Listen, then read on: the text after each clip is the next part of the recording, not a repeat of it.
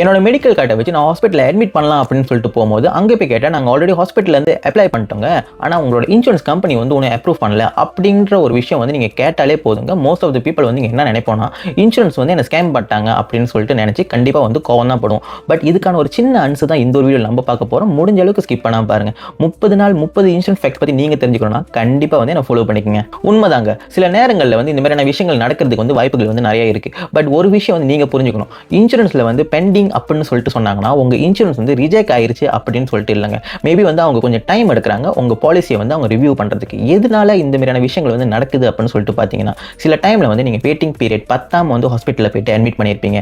அப்படி இல்லைனா வந்து நீங்க கட்டின பேமெண்ட்ல வந்து ஏதாச்சும் ஒரு ப்ராப்ளம் இருந்திருக்கும், இல்லைனா வந்து உங்க மெடிக்கல் ரிப்போர்ட் வந்து டெலி இல்லாமல் இருந்திருக்கும். ஸோ இந்த மாதிரியான சிச்சுவேஷனால தான் வந்து இன்சூரன்ஸ் கம்பெனி வந்து நார்மலாக எடுக்கிற டைமோட கொஞ்சம் அதிகமாகவே வந்து டைம் எடுத்துக்குவாங்க. இந்த மாதிரியான விஷயங்கள் வந்து நடக்கிறப்ப முடிஞ்ச அளவுக்கு வந்து நீங்க பேனிக் ஆகாதீங்க.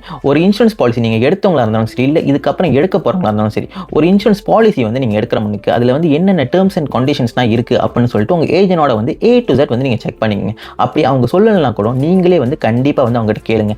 ஒரு பாலிசி சைன் பண்ணுற முன்னுக்கு உங்களுக்கு எவ்ரி டீட்டெயில்ஸ் வந்து கண்டிப்பாக வந்து தெரியணுங்க.